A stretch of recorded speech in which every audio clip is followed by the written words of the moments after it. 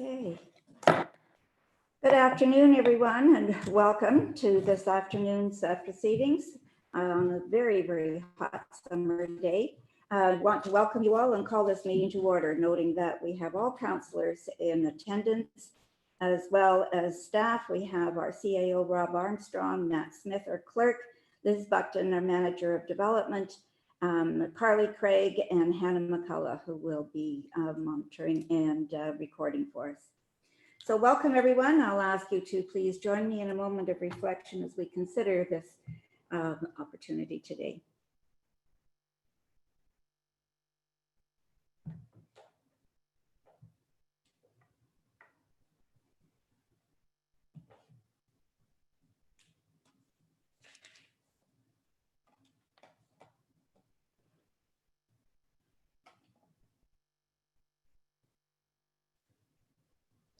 Thank you. We'll move into disclosure of pecuniary interest around the table and the nature thereof at this point, noting that we can so declare at any time in the meeting. And seeing none, we will move on to public participation. This is a public meeting, council meeting, and we do have other items on the agenda. But we have an opportunity to have public participation at this time. We ask folks if they want to have a deputation on anything on the agenda to sign in before noon on the council day. We have no deputations recorded today, so we'll move right into our planning public meeting. And welcome all of those who have joined us for this special meeting this afternoon. I do have a preamble and that I must go through, and so please bear with me on that. We are gathered together here today to learn about a proposal to amend the land use planning rules applying to certain lands in the municipality of Meaford. It's very important for me to note that the Planning Act requires that a person who may later wish to file an appeal to council's decision on this application must either provide verbal comments today at this public meeting or provide written comments to council before the amendments are passed. The intention of this requirement is that only those people who have taken the time and the care to learn about the proposal and to engage in the planning process may have the opportunity to appeal a decision to the local planning appeal tribunal.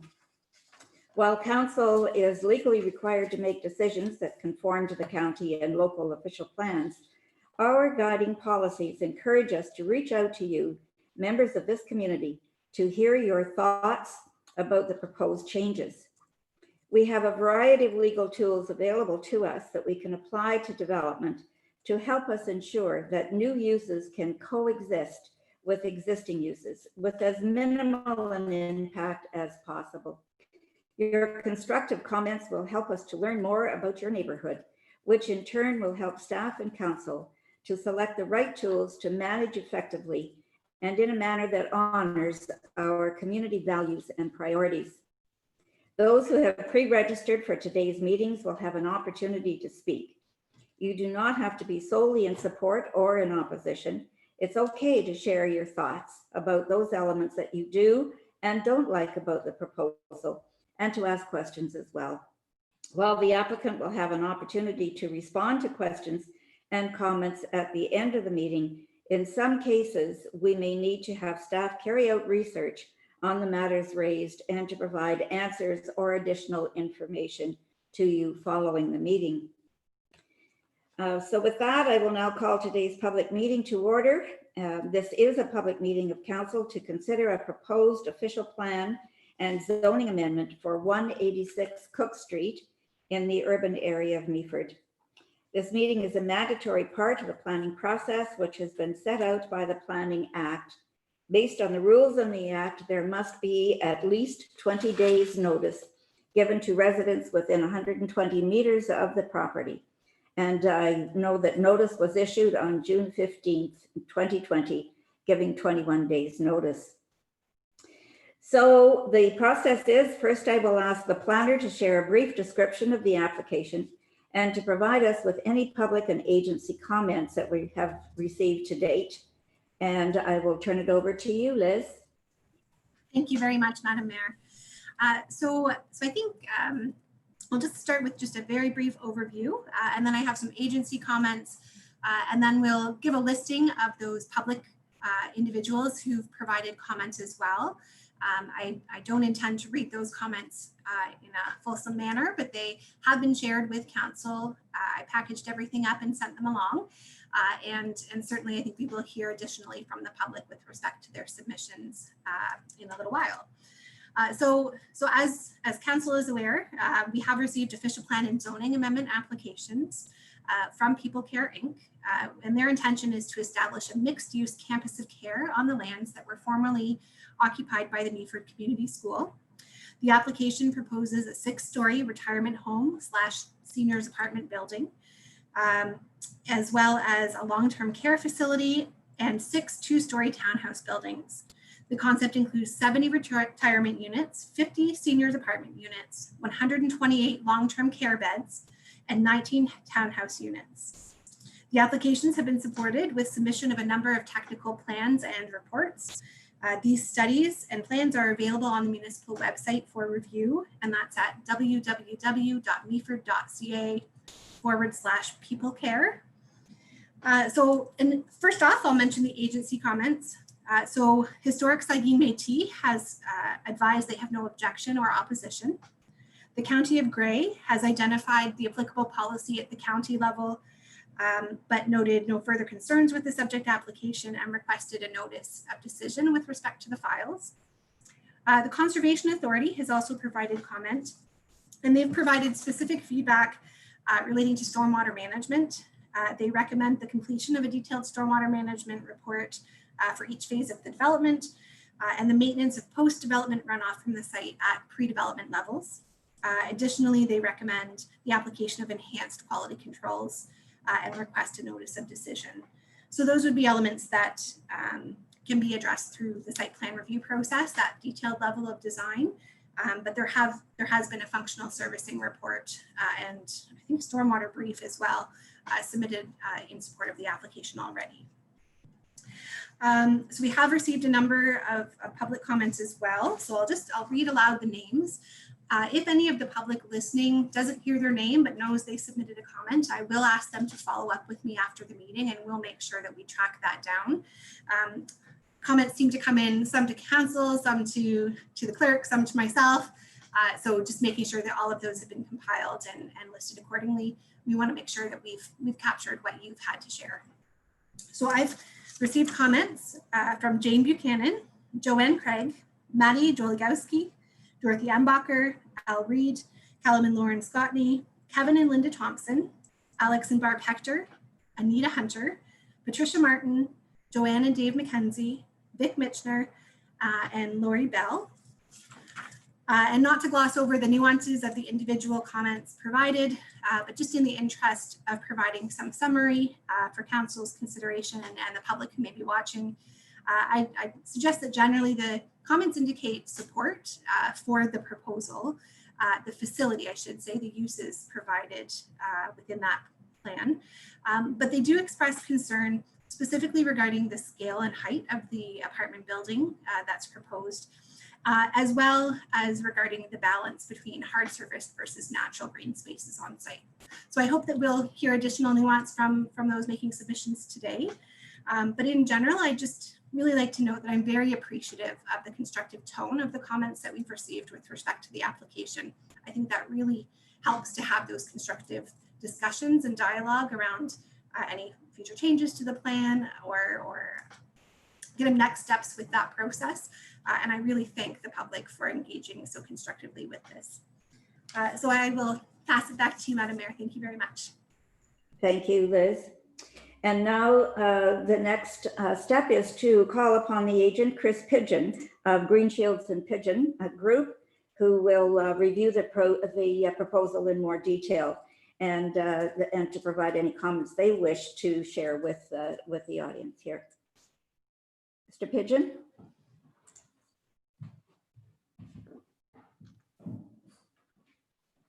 Yes, good evening, Mayor and members of council, and ladies and gentlemen who may be listening to this evening's presentation. So we have a PowerPoint presentation that we'd like to present to you.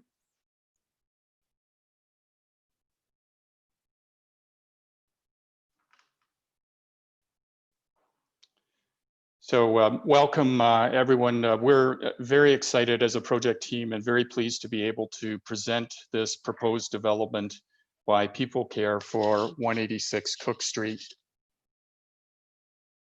Next slide, please. So our agenda for this evening, we have about a 15-minute presentation. I'd like to introduce you to some members of our project team, including 2 members from People Care who will tell you who People Care is and what they do. I'd like to give you an overview of the site and the context, present the details of the proposed development, outline the applications at a high level, and then, of course, be able to provide you with the opportunity to ask questions and answer questions. Next slide, please. So People Care Communities is a Canadian family-owned operator of long-term care and retirement homes in Ontario with over a 50-year history of providing those services. And this evening we have Sheena Campbell, who is Director of Strategic Communications with People Care. And she's going to tell you a little bit about who People Care is and what they do. And Marcus Good, who is Vice President of People Care Buildings. As I indicated, I'm Chris Pigeon. I am a planning consultant with GSP Group, and I've been retained by People Care to advance these applications. And we also have Edward Thomas here this evening. He is the project architect with SRM Architects. And we had a video prepared, but because of the technology, we're not able to share the video. But what we've done instead is taken a number of stills of the video and dropped that into our PowerPoint to essentially give you a tour of the site through the development. We have 3 other project team member firms. So Salvini did a transportation and parking assessment that was submitted with the applications to Meaford. Walter Fady are our civil engineers on the team, and they prepared a servicing analysis looking at water and sanitary services and capacities and stormwater management.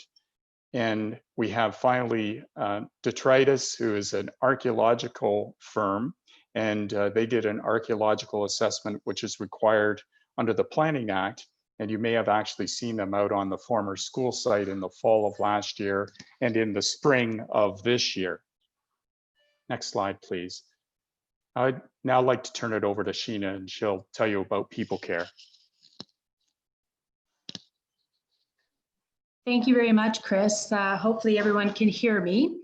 Thank you, Mayor, and thank you, members of council. We're very delighted to be here meeting with you today virtually, but also to have this opportunity to talk about our development. We're super excited about it. Our project team, of course, is going to get into lots of details around the actual development itself, but I've got the welcome role of sort of providing a little bit of background on People Care, and as Chris said, who we are and what we're all about. And so wanted to sort of share with you a little bit about, for some reason it's not exactly showing properly on this slide, but our vision of changing the world of senior living. Our mission being the family-owned organization, as you see here, and then our values.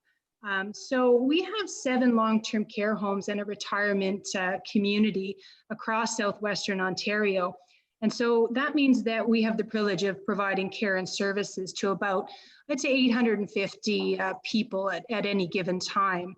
And so you know, how we do that is what we're really all about. So we have very, very strong values that are part of who we are and how we operate. And when we say we want to change the world of senior living, it's about working hard to sort of balance that quality of care and quality of life for our residents. And at the same time, to us, it means creating meaningful experiences, not just for our residents, but also for our families, our staff, our partners. So it's about, again, creating something special and something meaningful for everybody who comes into our home, who works there, who lives there, and about the partnerships and the relationships that we build within our community. And so just to give you a few examples, and I'll point everyone to where to go for a little more information on a slide coming up. So as just one example, we've created a very innovative and award-winning clinical pharmacy model in our homes that, we earned a grant from the Ontario Centres of Excellence, and we used it to create this technology-based model to improve medication management for residents. And this is an award-winning, first of its kind clinical pharmacy model for residents in long-term care in Canada. And so, we're working to sort of spread that innovation throughout the sector across Ontario, and wanting to, again, contribute to quality of life for residents across the sector. Just as one other example, we created a very innovative student musician in residence program at our retirement home in London, Ontario, whereby each year we actually invite 2 master's students in the music program at the University of Western Ontario who come in and they live at the home for the entire school year.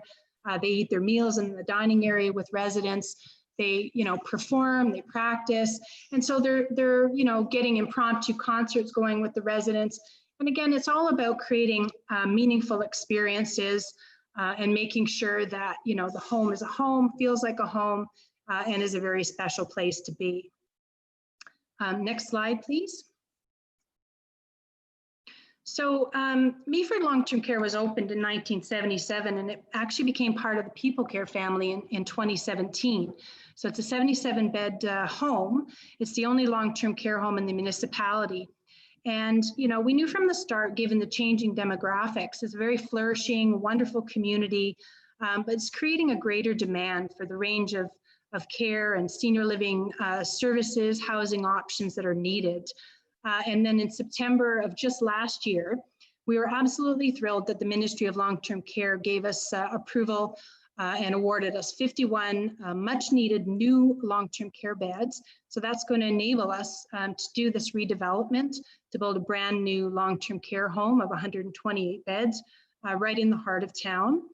The home is the first step in a planned campus of care, and I'll talk a little bit more about that model shortly. But it's going to eventually include sort of that range of services and different housing options for older adults. And really what it comes down to is it makes it possible for more seniors to stay in the community that they know and they love, while still receiving sort of the quality of care and the services they need as their potentially their health needs change over time. And so for us, it's all about working with our partners to create these senior living neighborhoods that meet these, the local needs, and focusing again on the well-being of sort of those groups, the resident, staff, families, and our partners. So we feel extremely fortunate to have had the support of Mayor Barb Klumpus and her team as sort of we plan for the current and future needs of the older adults that are living in Meaford.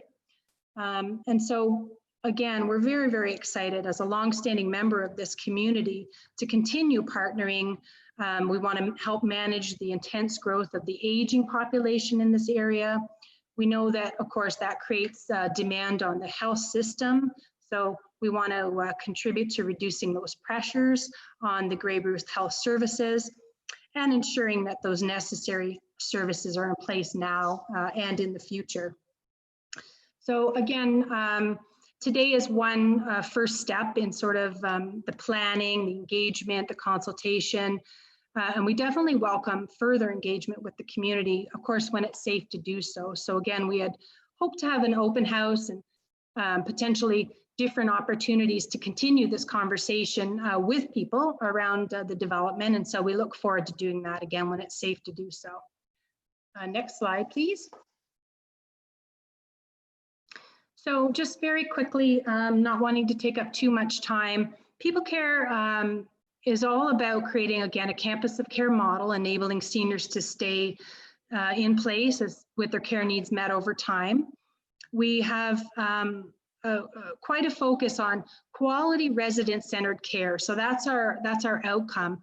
And we stand behind our track record of high performance, of compliance. We're fully accredited. In fact, we have been for decades. We feel like it's a process that sort of supports our commitment to continuous quality improvement. We were just accredited again this past November. Very proud of our amazing teams for all their commitment, dedication to care. We were accredited with exemplary standing for the next 4 years. And in fact, very proud to say we met 99.3% of the required criteria through Accreditation Canada. I've spoken to you a little bit about our focus on meaningful experiences and why we value that. And again, community partnerships is something that's extremely important to us. It helps us make sure that we align every decision that we make with our values. And the way I like to think of it is we want to succeed in a way that, you know, others benefit as well. So it makes it easy when you're making the decisions going forward, honoring and acknowledging, you know, what our community needs, our role in it. And again, I have on this slide a little bit about our most recent family survey. Engaging with all of these groups, our resident, staff, family, and partners ongoing is definitely a priority for us. Next slide, please. So I included this slide because I would like to, again, invite everybody to come online and check us out. We've built a very strong and active online community with our families, our staff, our partners. And in fact, during the last few months, this pandemic, it's been even more important than ever and helped us stay connected. In particular, our families sort of haven't been able to be an on-site presence in our home. And so we hope that you'll visit our website, www.peoplecare.ca, our Twitter, Facebook, LinkedIn pages.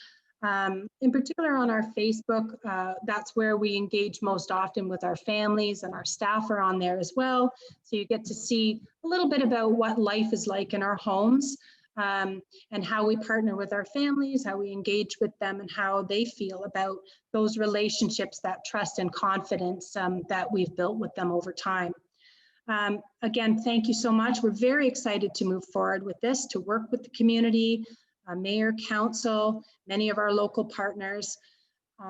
You know, Meaford Long-Term Care, if you're familiar with it, our staff and our team, it's really a very, very special place already. And what we're hoping to do together with everyone is to create a new and modernized, updated place, building on the strengths that they already have, and create that sort of caring and inviting home that our seniors in this town deserve. So again, thank you so much. And I'll turn it back over to Chris to talk a little bit more in detail about the project. Thank you, Sheena. Next slide, please. So I will take you through, and it looks like we've lost some of our headings in the PowerPoint transfer, but I'll take you through the details of the application. So of course, this is the site. It's within the Cook, Lombard, Thompson, and Collingwood block, and it has frontage on all 3 streets except for Collingwood. It's 2.5 hectares in area, so just 6 1/3 acres overall. And you can see in this air photo that the neighborhood is predominantly low density residential, so single family or single detached homes, with the one exception, of course, is the St. Vincent's Church at the corner of Cook and Collingwood. Next slide, please. So the site is in close proximity to downtown Meaford and the waterfront. So it's within 400 meter, which is about a 5-minute walk, or an 800 meter is a 10-minute walk to almost the entire waterfront. Has excellent pedestrian accessibility via Lombard, Parker, and Collingwood streets. Next slide. So the proposed development will be an integrated community. And when we say integrated, it'll have shared driveway accesses, shared parking, and amenities. And there are 3 components to this campus of care, if you will. The 3 components are, and this is just a schematic drawing of the proposed development. So Cook Street is the street on the right-hand side. Lombard is at the top, Thompson, of course, to the left, and to the south is Collingwood. So the first is highlighted in green, and that is the long-term care home. It has takes its access from Thompson Street, opposite Parker, and a second access out to Lombard Street. And you can see that the long-term care facility is central to the site. The retirement home is oriented to the bottom of the page. It's highlighted in blue. Immediately, it's centered on Parker Street and with surface parking to the below the building. And then there are 2 townhouse blocks that are proposed, and they're highlighted in yellow. And I'll give you some more detail on each of the various components. Next slide, please. So the long-term care home will be comprised of 128 beds. It is a 2-story building, and it'll have a private courtyard internal. So the building will surround an outdoor courtyard that'll be available for residents and guests. And there'll be parking for 58 cars, including accessible parking spaces. And as you can imagine, with a long-term care facility, there's lots of deliveries, for example. So loading and garbage will actually be interior to the site, so not near any of the adjacent residents. Next slide, please. The proposed seniors apartment and retirement home is comprised of 2 components. So 70 retirement dwelling units and 50 seniors apartments. And the building is proposed to be 6 stories, a maximum of 6 stories in height, with 133 parking spaces, and that includes accessible spaces. So the image at the top is looking at the principal entrance to the building, which is facing Collingwood Street. And Cook Street, of course, is then on the right-hand side of that image. And then the image at the bottom of the page is if you were looking up Parker Street at the building, and you can see that there are 2 wings of the building that are 4 stories in height. So that's the brown brick. And then the taupey color, the additional 2 stories, are actually step back interior to the site. And the full height of the building, the 6 stories, is right in the center of the site. Next slide, please. So the 2 townhouse blocks highlighted here again in yellow. So the first block at Lombard and Cook Street, we call them back-to-back townhouses. So in this case, we're proposing 6 units fronting onto Lombard Street, and then 6 units that actually front on to the retirement apartment building. And then the second block is a total of 7 townhouses fronting on to Thompson Street. And all of these buildings, all of these townhouses will be a maximum of 2 stories in height. Next slide, please. We have 4 driveway accesses that are proposed to this continuum of care. So we have 2 accesses in the red circles on Cook Street on either side of Parker. We have 1 access on Lombard Street, and then 1 access opposite Parker Street West on Thompson Street. And then, of course, we have the additional 6 driveways for the townhouses fronting Lombard and 7 driveways for the townhouses fronting Thompson Street. Next slide, please. So I'd indicated that the deliveries and garbage are interior. So the long-term care facility, the square-shaped building, and then the U-shaped building, they have some sharing of facilities. In fact, you'll see in a slide that Edward is going to present, you'll see that the buildings are actually connected. So garbage and deliveries are located between those 2 buildings and away from the existing residences. Next slide, please. So the applications that we have submitted and are in process are an official plan amendment and a zoning bylaw amendment, and they are required to be approved by Meaford Council, and Grey County approves the official plan amendment. So the specific applications are to permit a long-term care home, a seniors apartment retirement home, and townhouses, and with regulations, and particularly the regulations relating to the retirement home, so the 6-story building height, and parking, and some loading and setback regulations that are internal to the site. Next slide, please. So as Liz Buckton indicated to you at the outset of this public meeting, there were a number of technical studies that have been prepared, including parking and transportation, municipal servicing and stormwater management, the archaeological assessment, and there were some cultural artifacts that were found on site. There were no Aboriginal finds on the site, but late pioneer settlement finds. And then there was we've submitted a planning justification report. I'm just going to hit the highlights of 3 of these reports. Next slide, please. So Salvini Transportation Consulting did a parking and transportation analysis, and that was based on People Care's existing Oak Cross long-term care and retirement home, and that's in London, Ontario. And what they did was they analyzed over various periods of time the parking utilization on site, and also evaluated whether there was any off-site parking, which there was none. So it's all very self-sufficient. And there, in this case, in Meaford, there's no proposal for parking to overflow off of the site, for example, for visitors.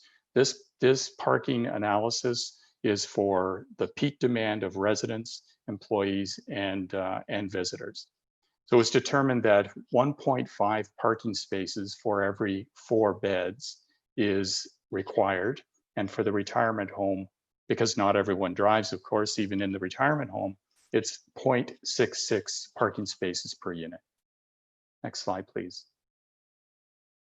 Salvini also, as a part of the traffic study, evaluated the existing road network, including all of the boundary streets and Parker Street in both directions. And when a traffic study is done, they determine the existing traffic volumes. They then assume full build out of the site and determine how much traffic is generated through that full build out and where that traffic would be going. And then they evaluate whether road improvements, such as signalization of intersection or turn lanes, are required. And through this study, they determined that all of the existing street network is functioning at, or would function at, an acceptable level with full build out of the site.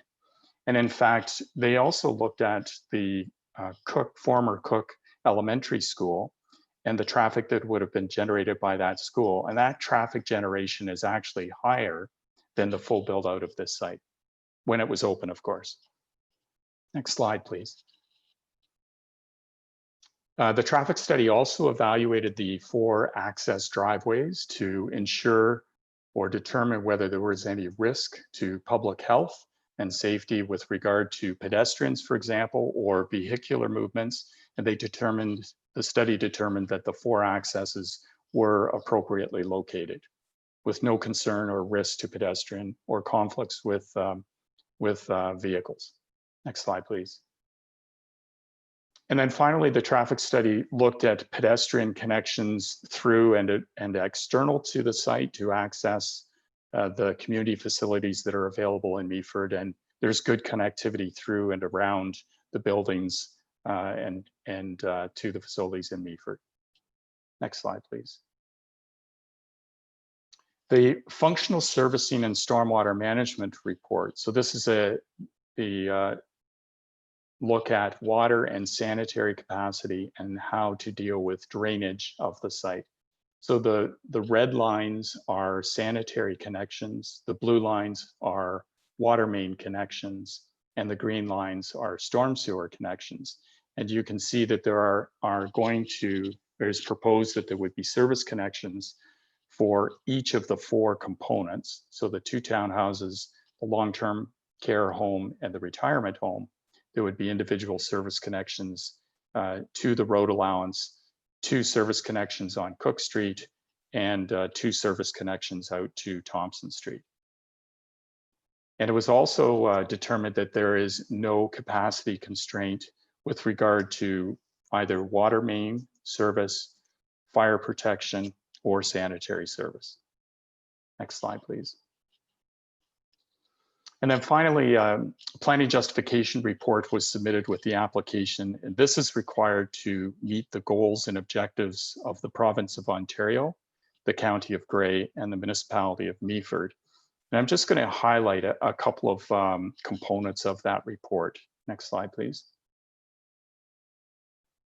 So one of the things we did was a sun shadow analysis at full build out of the site. And you can see we've used an air photograph to identify the surrounding uses.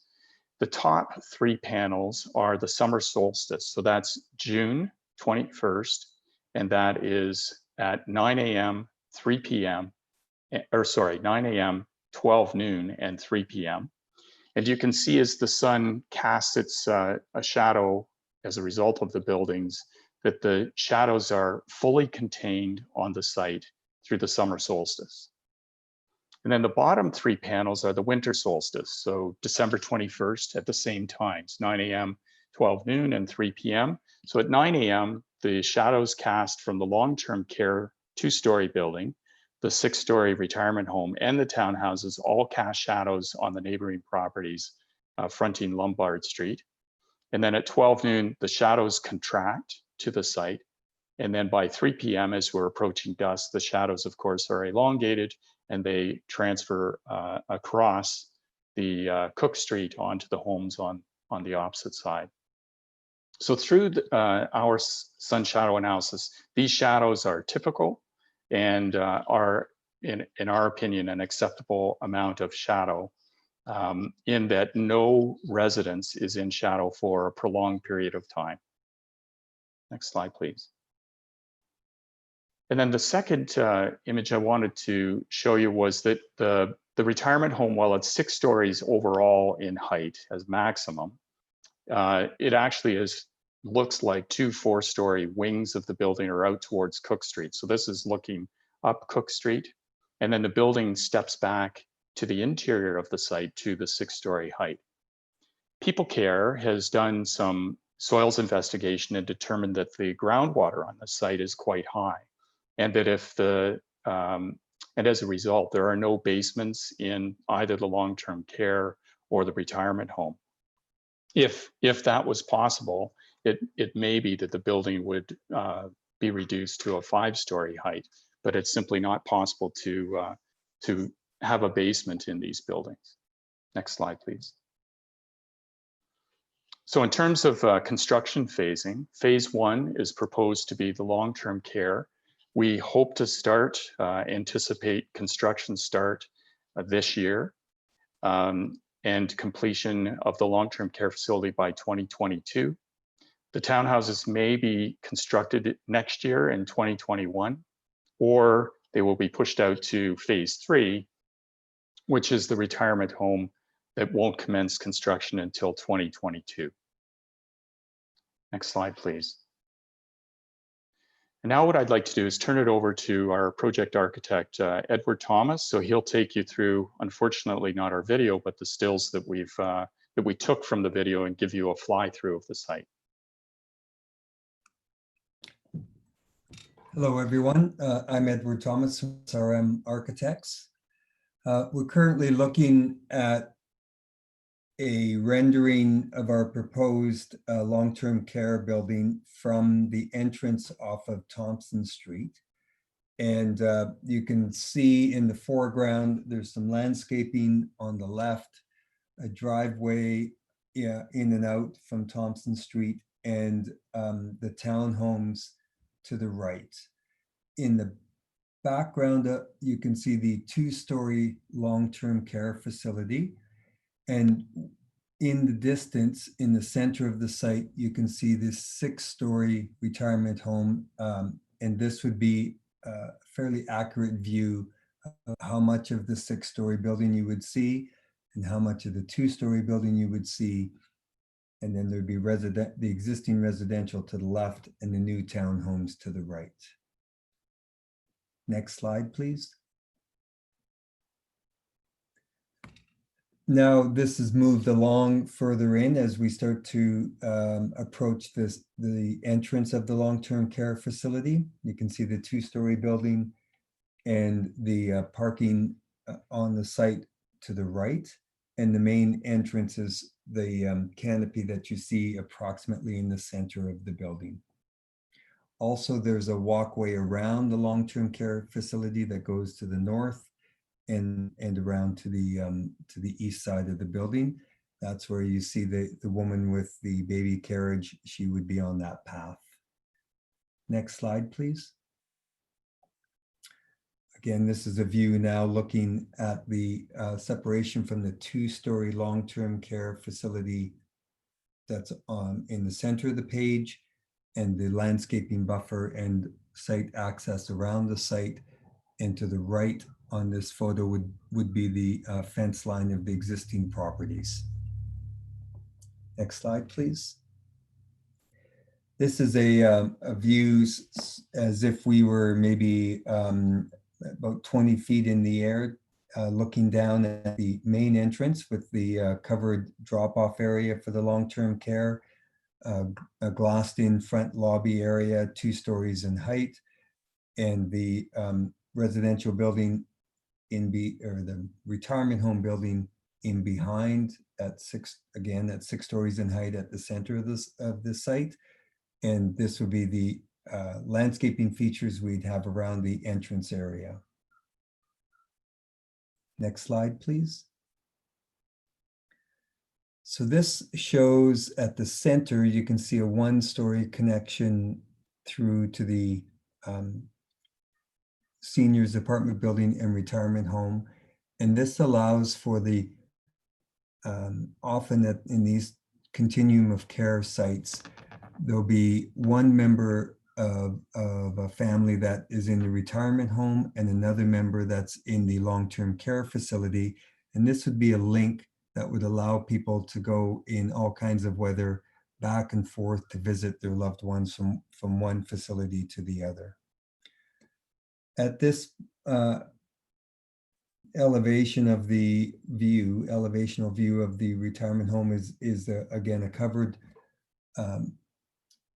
drop-off area for the main entrance into the building. This faces to the south.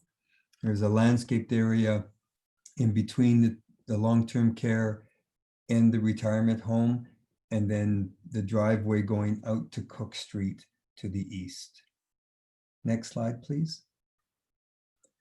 This is an aerial view showing the parking lot. In the foreground is the entrance to the seniors apartment building.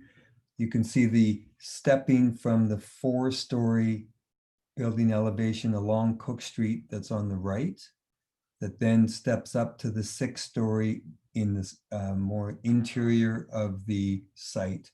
And then as you move to the left, you can see the 2-story long-term care facility in the background, as well as the townhomes.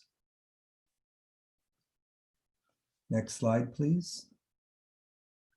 This is the courtyard that would be surrounded by the retirement home in a U-shaped plan. And this would be at what you would see as you drive up Parker Street and you come to Cook Street. You would have this courtyard that would be a landscape space in between the 2 wings of the retirement home. The wings are each about 60 feet in width, and this courtyard's about 82 feet in width.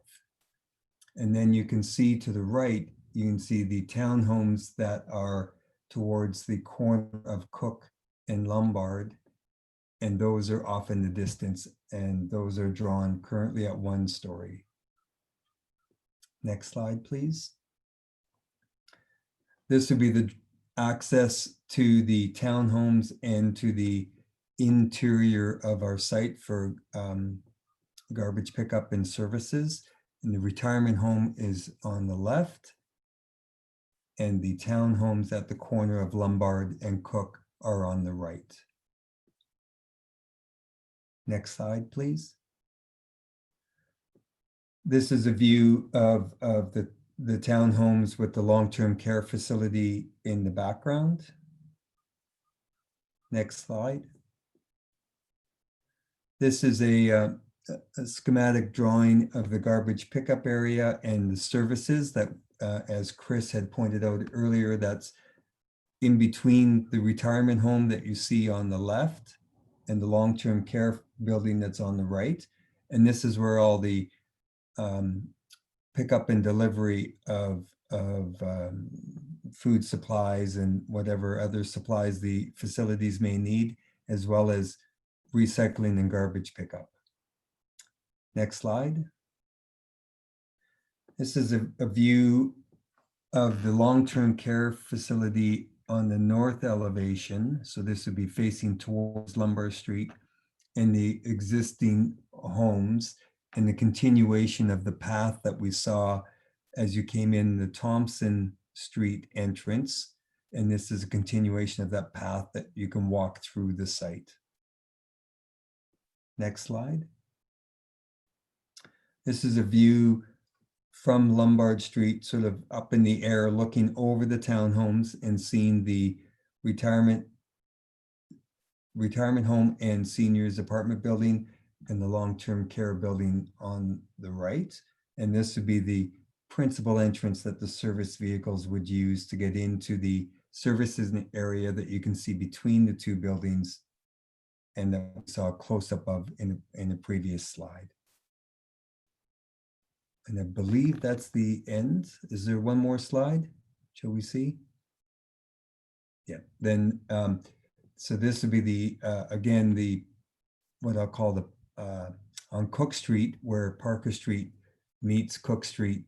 And this shows another view of that interior courtyard or U-shaped building that creates this interior courtyard and the 4-story elevation facing Cook Street with the 6-story behind in the inner portion of the site.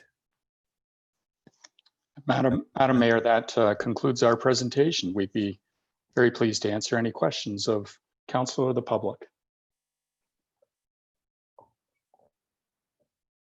Yeah, I'm muted first. We're ready to go. Thank you so much for the presentation. Very, very interesting, of course. And we're all excited to see what comes next.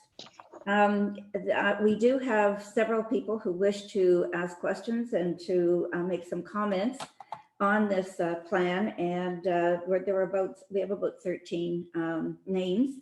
So we'll begin then. It's now your turn for the public to share your comments and your thoughts with all of us on this proposed project. So we'll begin with Alan Reed.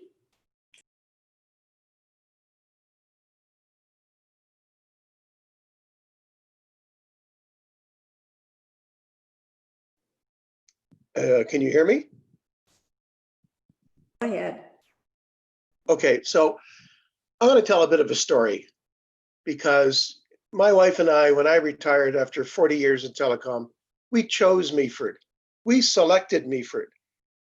We selected Meaford because it was a beautiful Ontario town. It was a beautiful Ontario town that had a plan.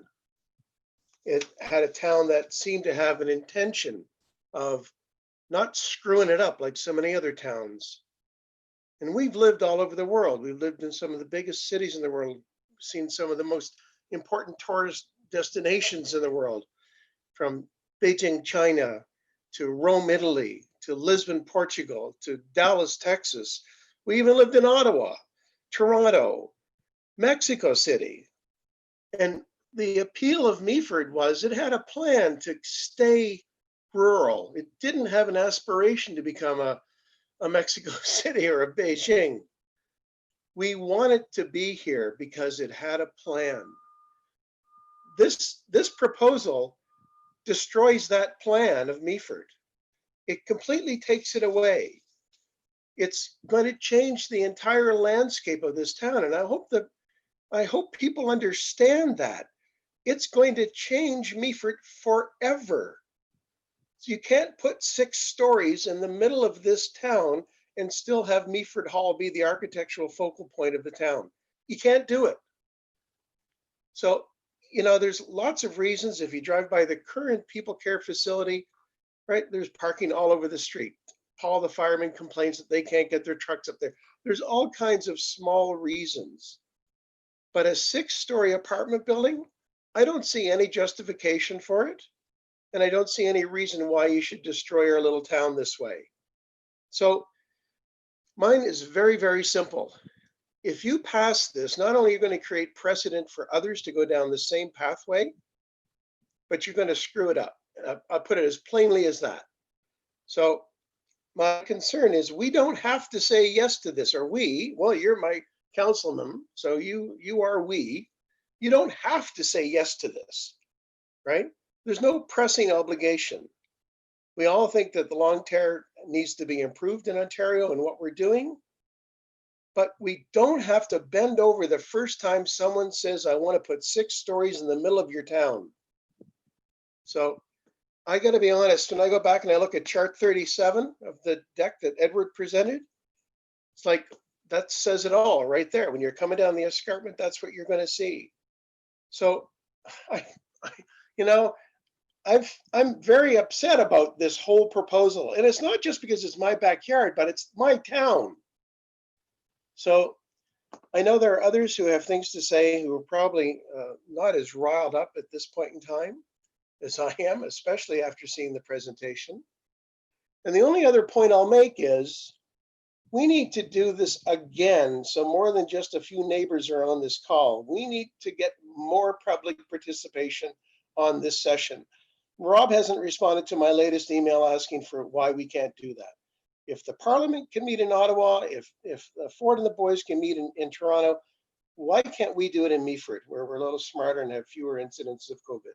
So I'm going to leave it at that. And I'm begging you not to allow this to screw up our town. Thank you very much. Appreciate taking the time to join us today. Next speaker we have is Alex Hector. Welcome, Alex. Thank you, Madam Mayor and Council. Can you hear me? Yes. Great. Really appreciate the opportunity to share my point of view. I have a statement and then a couple of questions for the applicant. To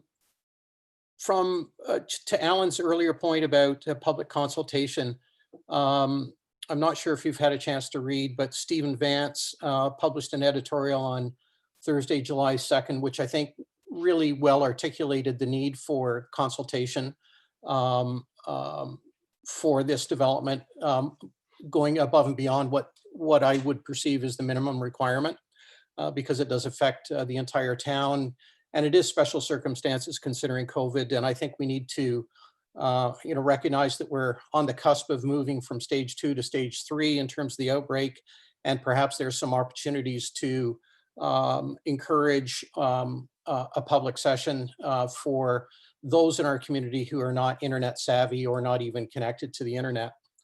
I'm in favor of the development in principle, but I do have an objection relative to the height exception. An imposing 82-foot building in the middle of a small community of 1- and 2-story residential homes is just too much to ask for the people that live in the vicinity, as well as those that live in Meaford. The proposed height exception does not support or complement Meaford's official plan, and our vista will be irrevocably altered, and it will create competition for Meaford Hall in terms of being the architectural eye catcher in our community. We have a gem with Meaford Hall. Many people come to see our community because of the aesthetics, and this would spoil it. It's too bad that there wasn't a visual done in terms of, by the applicant, in terms of seeing what the impact would be on the aesthetic. We certainly had a very interesting diagram in terms of the Suncast visual. It was a little disappointing that we didn't sort of have the same type of thing in terms of what the impact on the aesthetic values would be. The engineering report talked to a buffer zone required due to groundwater issues, and the presentation talked to that a little bit. And it seems that the rationale for an extra 2 stories or 3 stories is because of the groundwater concerns. And I just don't buy the math of that. I think there's an opportunity to increase the size of the footprint in the absence of a basement. And certainly people care have demonstrated that they can make a 4-story building viable in other locations, as evidenced by the Oak Crossing development in London, which is an exact duplicate of what's proposed for Meaford minus the top 2 stories. It's 4 stories located in a low-rise urban area, and apparently no zoning exceptions were requested or required in London from what I could read of city minutes and so on. So People Care have demonstrated a viable business case for 4 stories in a much higher cost real estate market. Chartwell made it work in Collingwood with 3 stories. I just think we need to get a little bit more creative here.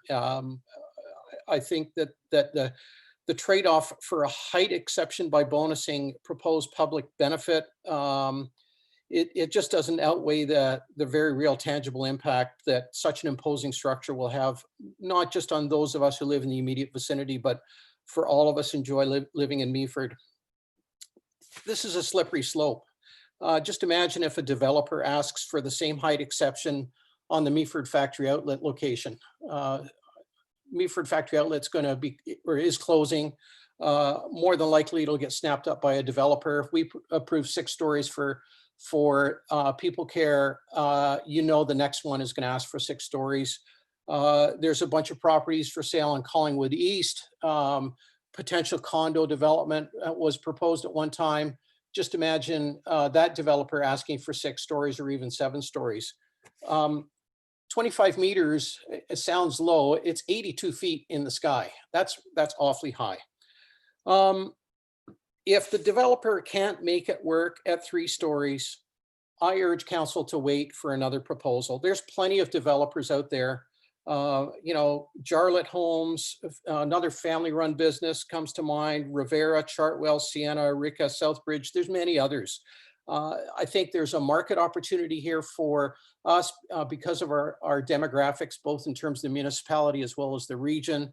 Let's not get overly excited and approve a height exception that, as Alan described a few minutes ago, would spoil the town. In my career, I've been often asked to approve exceptions, and decisions for smaller exceptions is usually easier. The big exceptions are tough, and I know that this is a big exception request. And the one question I always asked myself was, how many more will I be asked to approve, and how many can I live with?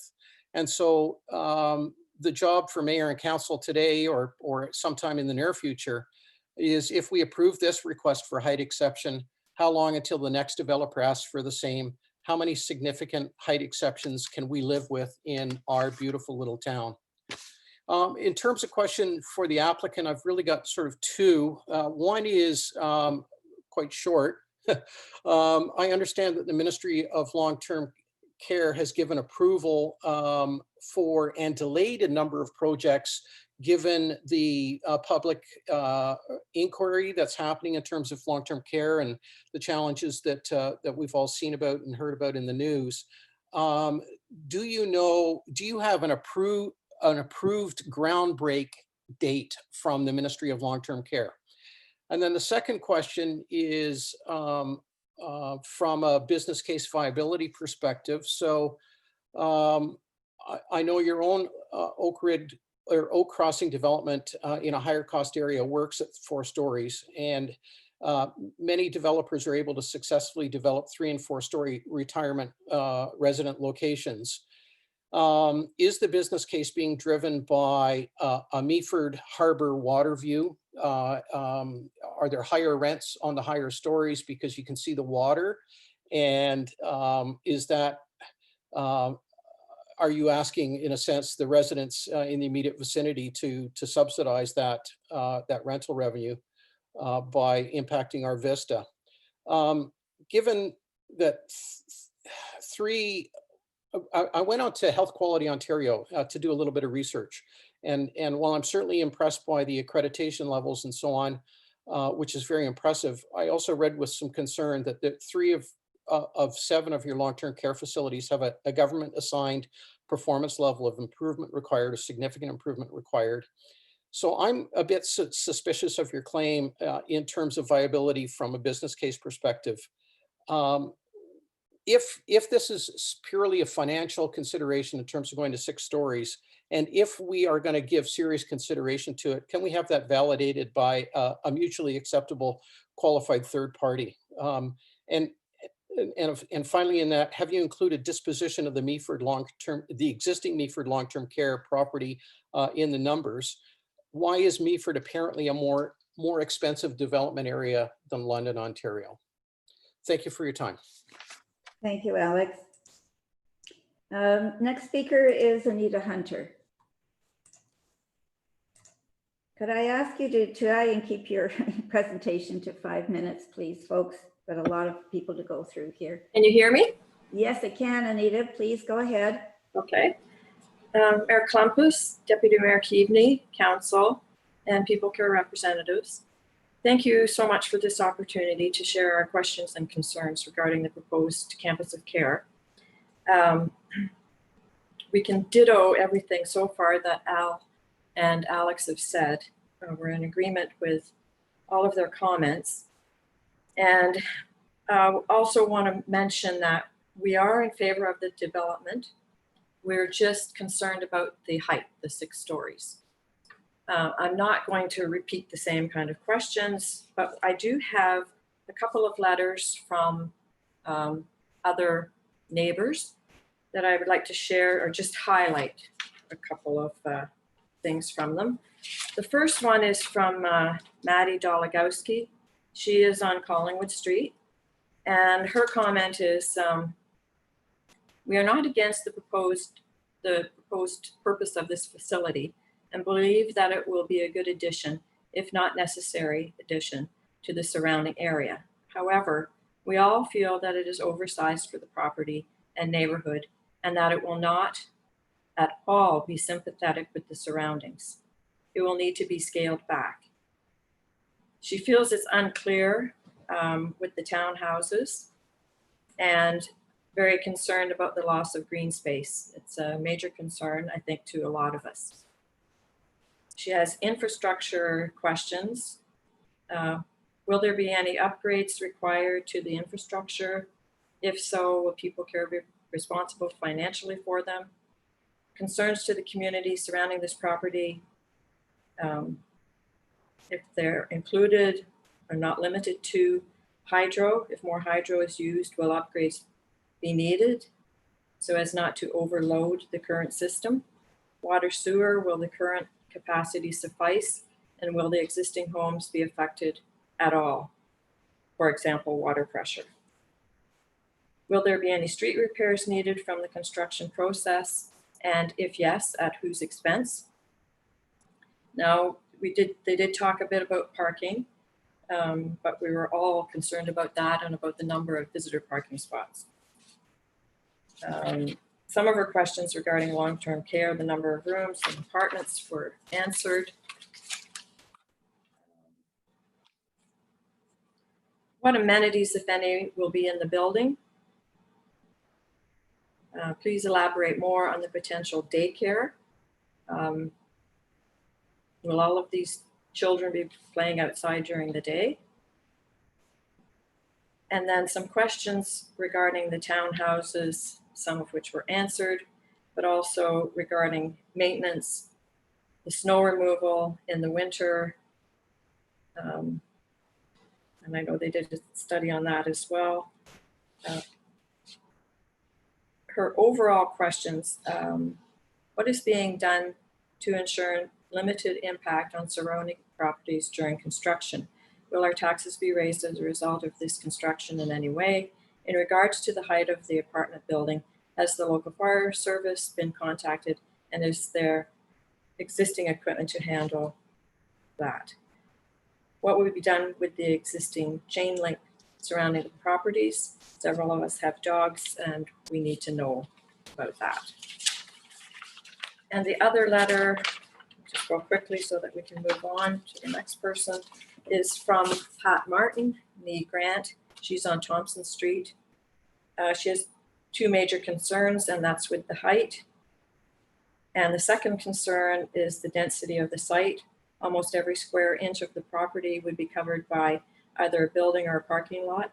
There are no balconies shown on the apartments, nor does there appear to be any green space where residents could go to enjoy fresh air and sunshine, other than sitting on the sidewalk or in the parking lot. She went on to explain what the nice thing about the current nursing home is you can take your loved ones out there and sit on the grass and see the flowers and trees. Her last paragraph says, if COVID-19 has taught us anything, it is that seniors in high volume apartments and care homes are very vulnerable. Perhaps it is time to put less emphasis on how many people can fit into a square footage for maximum profit and more emphasis on health, well-being, and enjoyment of our senior family members. Thank you for your attention. Respectfully, Pat Martin. I'm going to leave it at that so we can move on. Again, I think the proposal to have something of this magnitude in Meaford is good, but I think there are quite a few questions and concerns that we need to address. Thank you again for this opportunity. Thank you, Anita, and the ladies who have contributed their letters. I think they will have gone in and be part of the discussion at a later date. We will now move on to Doris Ha. Welcome, Doris.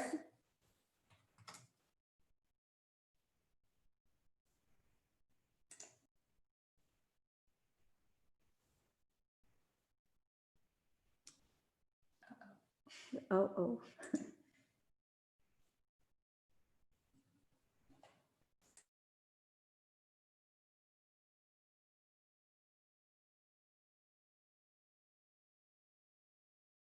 Can you unmute yourself?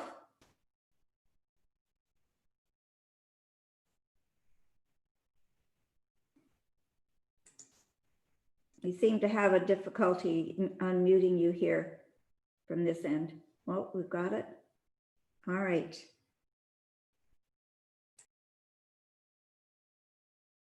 There, Doris?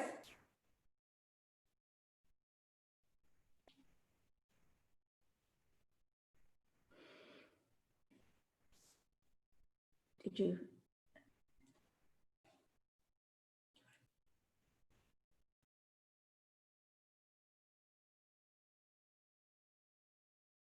Technical issues with Doris's presentation, but we'll come back to you, Doris, and see if we can hook up with you in a few minutes. So next we have Joanne and Dave McKenzie, and I'll welcome them. Hi, Madam Mayor, Hi. Deputy. Good to and- see you. Oh, can you hear me? Yes, please go ahead. Madam Mayor, Deputy Mayor, councillors, and guests from People Care, etc. Not to repeat a lot of what's been said, but Dave and I are happy that People Care has chosen this site right across the street from us to build this complex. We're in favor of it, but we do have deep concerns, as does everyone else, in particular about the 6 stories and what that's going to do to our town. 2 questions that we have are whether this building turns out to be, assuming it goes forward, 3, 4, 5, or hopefully not 6 stories. What about placing communication towers on top of the building in regards to bylaws in Meaford of doing that? Because it does generate income for a lot of buildings, and that would be a concern at any height. And the second question that I have is, having had 5 orange ambulance flights in the last 12 days that come in on a northeast path flight right over the proposed building site, what was the response from Orange Ambulance when People Care submitted the proposal of a 6-story building? Thank you. That's all that I have. Dave and I. Okay, thanks so much. We'll have an opportunity to hear from the proponents a little bit later. Next, we have Kim Reed.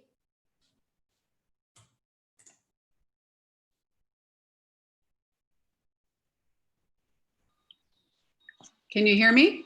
Yes, there you go. Oh, good. It's always a puzzle how to get these things working. Welcome, Kim. Thank you. Thank you, Madam Mayor, council members, Liz, Matt, and People Care. I live on Collingwood Street. I'd like to start by saying that I'm in favor of the retirement facility that will be built next door. However, as the others, I have an issue with the height and a couple of other concerns. I'll be referencing some of the Meaford official plan items to highlight these topics. And one of the things that comes up in the Meaford community vision right off the bat is where it says, according to residents of Meaford, the excellent quality of life is what makes this municipality a desirable place to live. This quality of life is created in part by the distinct 19th century character of the urban area with its downtown and established neighborhoods and the municipality's rural area. These are the qualities that taken together contribute to the identity of the community that is of the greatest importance to the residents.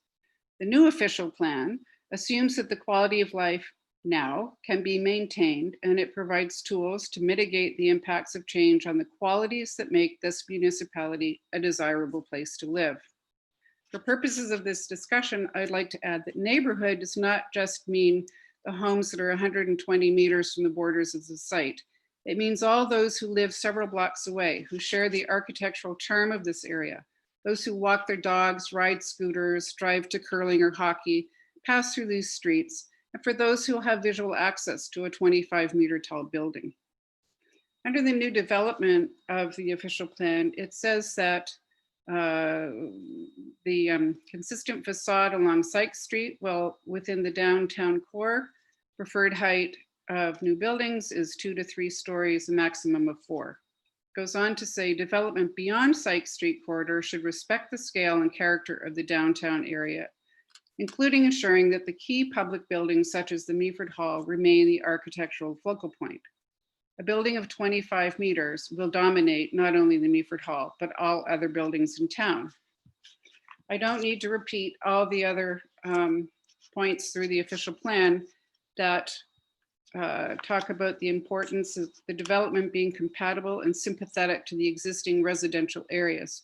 We just don't have time, but you are aware of them. And under D5 height, in some cases, the bonus zoning provisions of section E111 may be considered, but which maintain the general intent of this plan shall generally be restricted to a maximum of 15.5 meters. People Care is asking for 25. The extent of the increase permitted under bonus zoning should be compatible with the scale and general amenity of the surrounding area. Any bonus zoning increase shall not exceed the limits imposed under this plan, restricted to those described in D5. So it kind of goes around in a circle, meaning you have a maximum height that you recommend. There's a sustainable development, which to me raises a question about our ability to evaluate the proposal. The Ontario official plan amendments require that the applicants provide a proposed strategy for consulting with the public, not just 120 meters away. The mail that we were sent out included a diagram that was difficult to read, particularly with the measurements and small numbers for the buildings.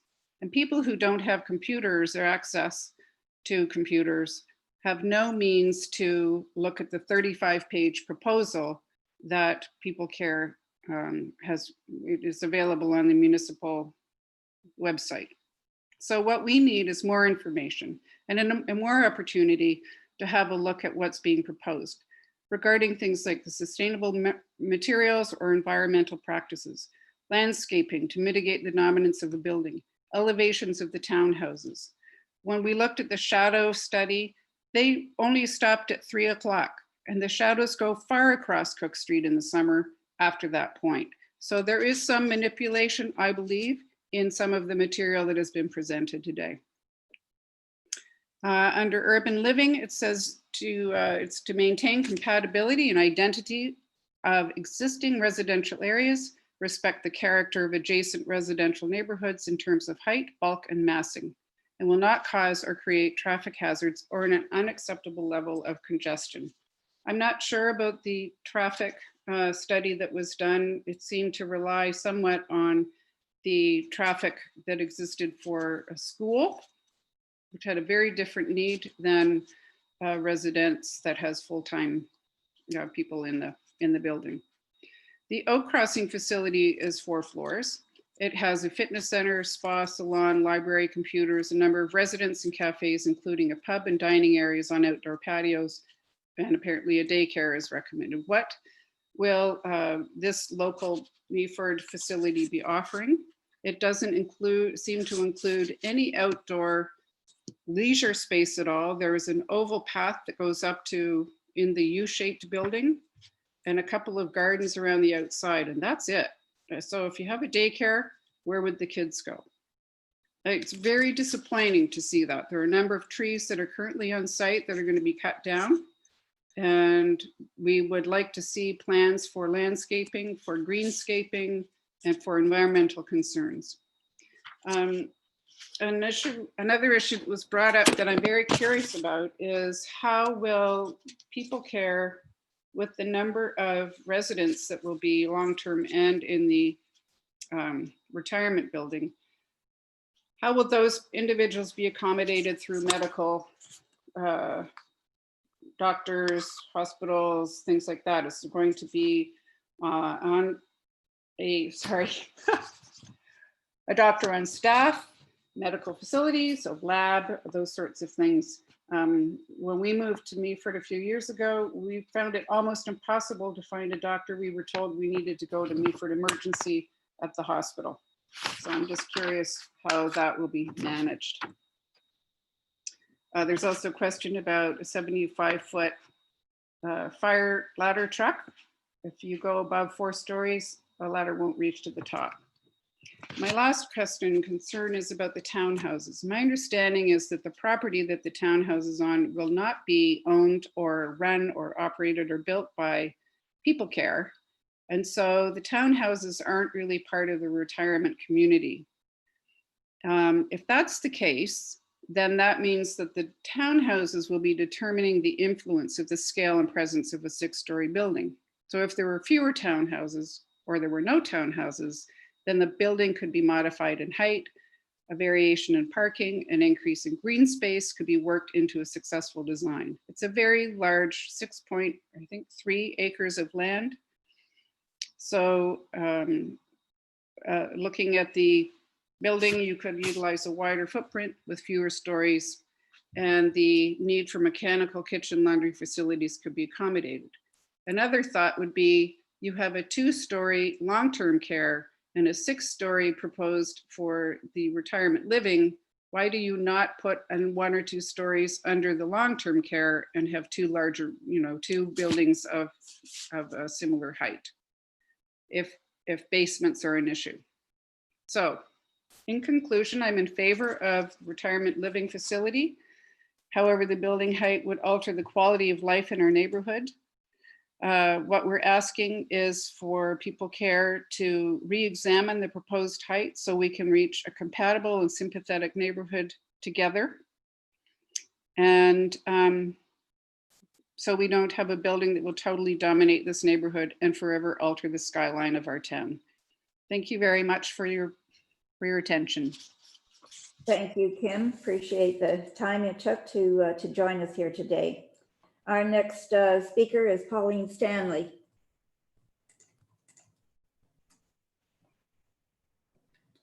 Are you with us, Pauline?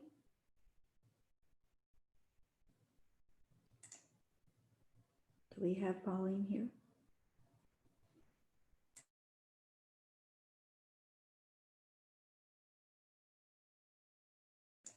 Pauline, could you unmute yourself?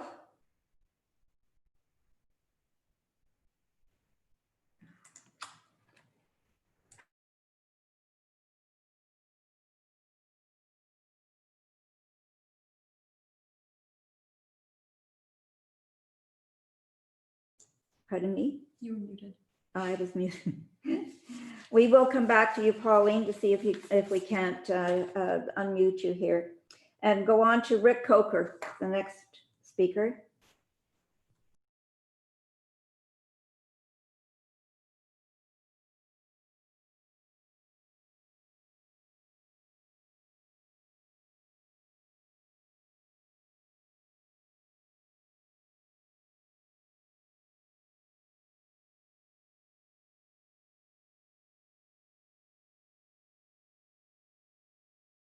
No, he's not with us. All right. Then we'll move on to Vic Michener. Vic will be able to unmute himself. Hi, can you hear me? Welcome, Vic. Hi. Thanks for allowing us this opportunity. I don't really have a ton of stuff to add to what's already been said. I think a lot of good points were raised. The key thing being that 6 stories is definitely too high for this. We should look to the official plan to guide these decisions. It was created for this purpose.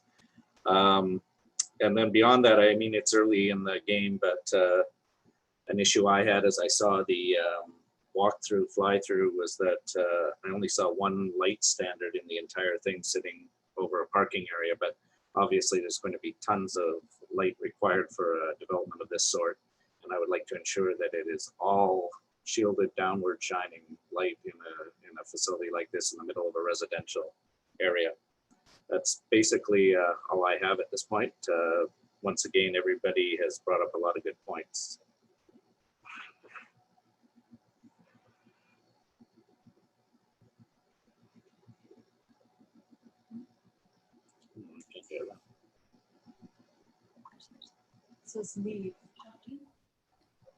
Linda, are you with us? Can you unmute yourself? Yes, this is Linda Thompson. There we go. Welcome.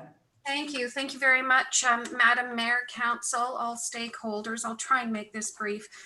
Madam Mayor, you mentioned in your your introduction that this needs to be a coexistence, but truly with a structure of the behemoth size of this is no coexistence whatsoever. This neighborhood will be completely dominated by that structure. And respectfully, People Care is a sophisticated developer. They know full well what the bylaws and the official plan state. It's 3 stories. Bylaws are there for a reason, to protect everyone, the entire community.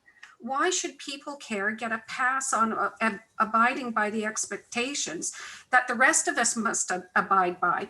And really, if this piece of property can't reasonably suit their proposal, then logic suggests that they look elsewhere for a more suitable project or property rather. Excuse me. We're not opposed to this use of that facility or that property. We're totally on board.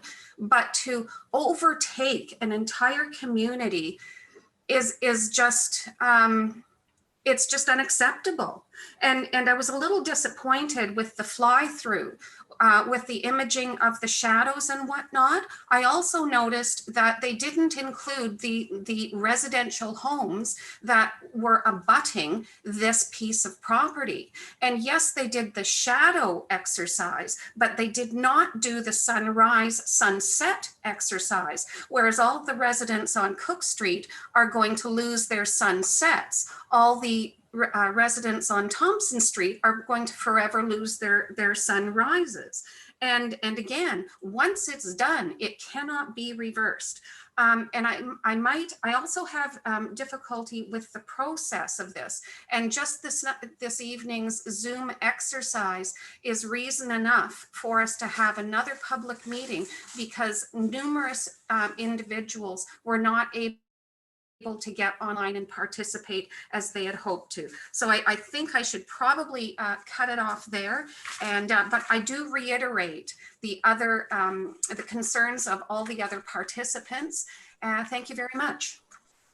Thank you, Linda. Appreciate your taking the time. We'll go back to Doris. Doris Ha, are you still with us?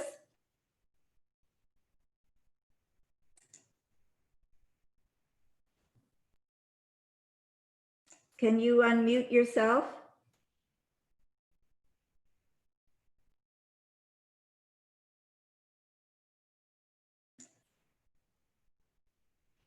Oh, that's too bad. I'm so sorry that we're not able to hear your point of view, Doris. And Pauline Stanley was another one. Pauline, can you unmute yourself?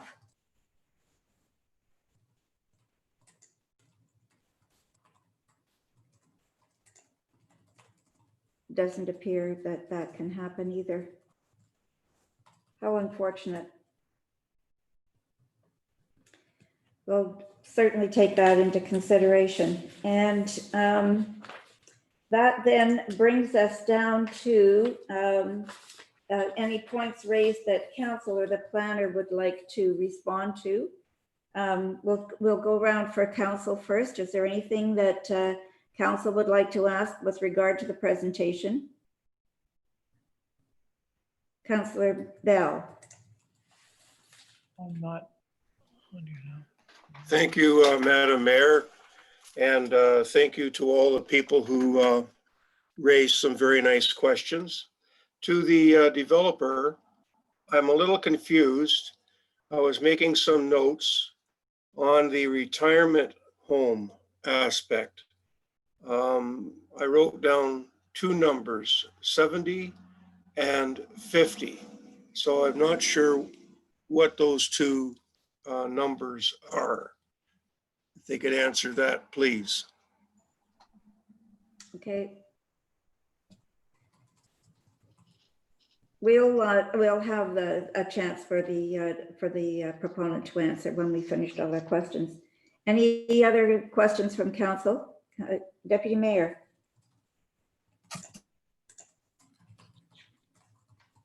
Can you, there you go. You're live now. I think Matt and I were unmuting at the same time there. Thank you, Your Worship. And thank you to People Care for their presentation and to all of the residents who have taken time to share their comments today. Really good questions. I wanted to ask Chris in relation to a property on Parker Street, 116 Parker Street West. I don't know if it's possible to go back to slide 26, but this property is shown on slide 7 and slide 26. And there are 3 mature trees right on the south edge of this property that are actually on the old Parker Street road allowance.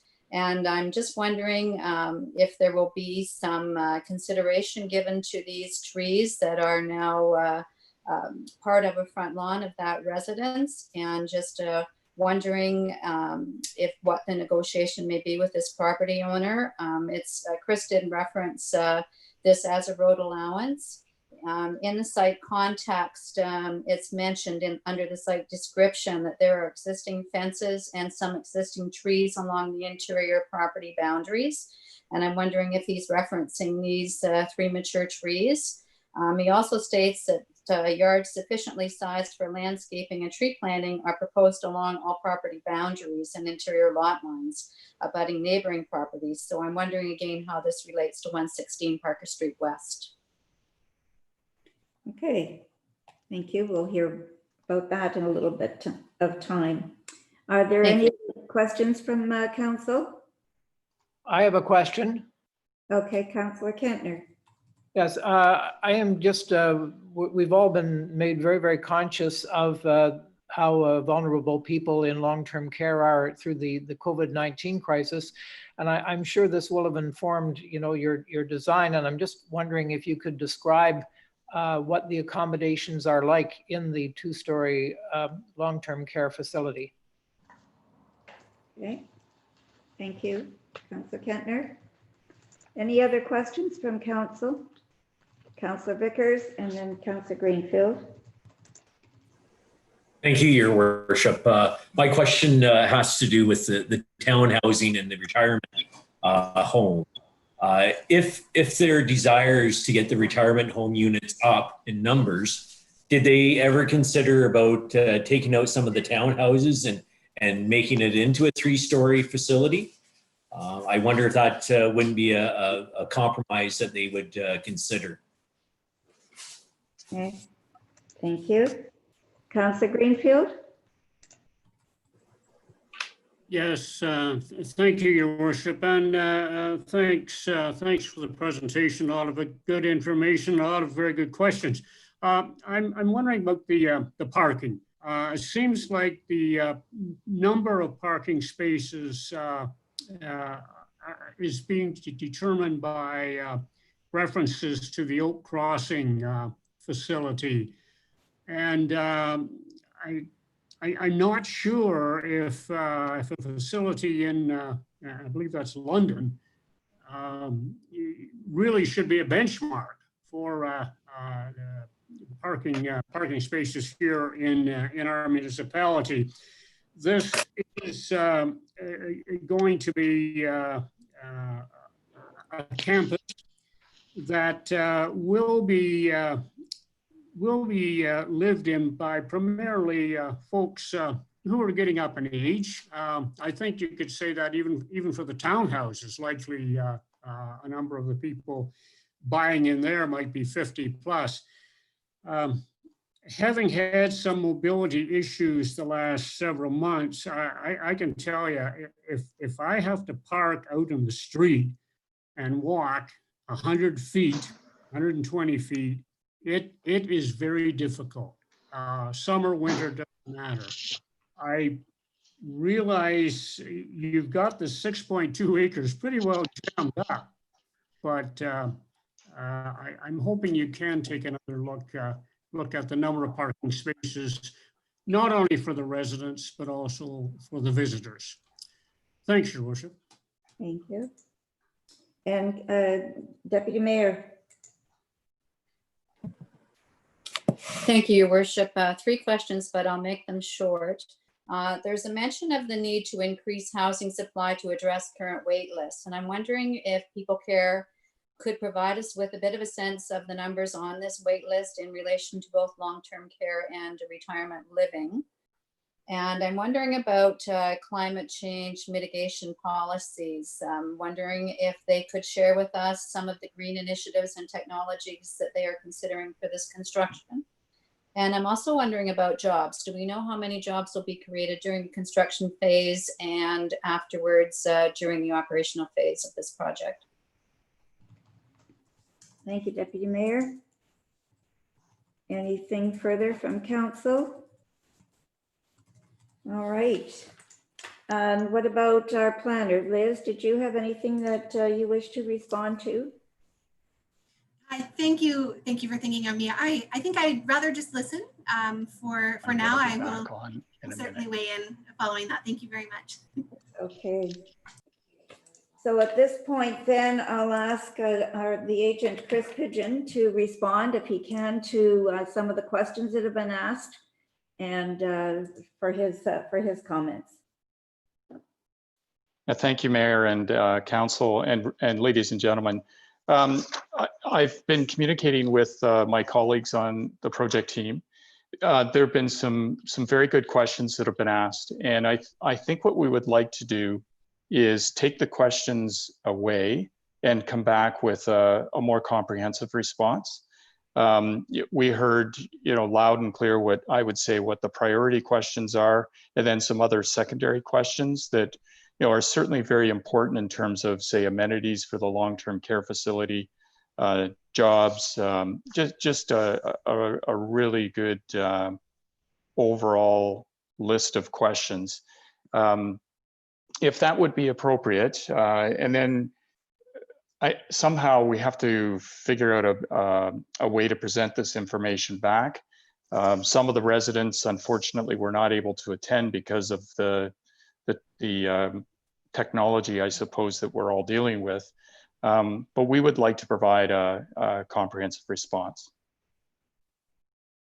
Yes, and under somewhat former normal times, you might have considered an open house and charrettes or something for to display the drawings and so on. Is there anything at all that you can respond to now in terms of any of the other questions, waitlist, for example, or any of those questions? I'm not sure if either Sheena or Marcus could respond to wait lists and jobs, for example. All right, then I think we will draw this to a close, and I will thank everyone for their input into this, for all of those who took the time to come to this planning meeting and to share their comments and their concerns with us and with the proponent. And a special thank you to People Care and to you, Chris, and your colleagues for the presentation that was very well done. We are in very, very unprecedented times, and under normal circumstances, this would have been a face-to-face system going forward. But we understand that there is only one public meeting that is prescribed for these kinds of applications. And we'll have to do something a little different, I guess, to follow up with this. So I will tell everyone that this matter will now be deferred back to Development Services staff to follow up on any additional information that is required. And you'll have an opportunity then at that time to present your more comprehensive answers to the questions. I also will say that your presentation will be highlighted on our website, posted on our website for anyone else who might wish to revisit that. Once staff are satisfied that they have all of the necessary information needed to provide a recommendation on the application, detailed planning report will be brought forward back to council to assist in our decision making. And this report will evaluate how the proposal does or does not satisfy the provincial, county, and municipal policies that must be considered as part of council's decision. It will also explore the various public and agency comments received regarding the application, noting those tools which may be applied in order to address concerns raised and to mitigate potential impacts on nearby properties. I would also ask if anyone would like to receive mailed notice of a future decision on this file to please provide your contact information to the clerk by email at mssmith@meaford.ca. And with that, I will bring this planning meeting to a close, again with our thanks and appreciation for everyone in attendance and for you sharing your comments. Sorry, Deputy Mayor, do you have a question? Thank you. Just quickly, Your Worship, if I may, before the slide presentation is posted to our website, on page 3, that beautiful lady is Pauline Major. And I just wondered if we could have the name changed. That is Pauline, and I know her family will be really proud to see her honored by being part of this presentation. Good catch, Deputy Mayor. I noticed that too. Thank you for pointing that out, and I'm sure the proponents will take that into account. All right, with that, this ends the public meeting. Again, I thank everyone for participating, and we will move on to motions and bylaws for decision as part of the regular council meeting. So we have the first one is the items for consideration. Bylaw 2020-42 to establish a committee of adjustment and appoint members. Could I have a mover and a seconder, please, Council? Councillor Greenfield, Councillor Bartley. And are there any comments or questions that want to come forward to our CAO who is in attendance? No, seeing none. I will call the question. All in favor of receiving and the recommendation that has been presented, and that is carried. The second one is bylaw 2020-44 to amend the Committee of Adjustment procedural bylaw. I have a mover and a seconder, please, to put that on the table. Councillor Bell, Councillor Vickers. Again, any questions, comments on that motion bylaw? I will call a question. All in favor of accepting this, and that is carried as well. And the last one we have is the confirming bylaw. Be it resolved that bylaw 2020-45 being a bylaw to confirm the proceedings of the Council of the Municipality of Meaford at its regular and special meetings held in the month of June 2020 be taken as read a first, second, and third time and finally passed. I have a mover and a seconder to put that on the table, please. Councillor Bell and Deputy Mayor. And all in favor? And that And those against? I see. I'll call the question again. All in favor of this confirming bylaw? And that is carried. I can't hear you. And that concludes our meeting for this evening. I want to thank everyone again for participating. Good questions all. And council, thanks for your attention to this. We will be hearing from in a staff report with the compilation of all of the information we've heard tonight, as well as the information that has come into staff. And with that, I will declare the meeting adjourned.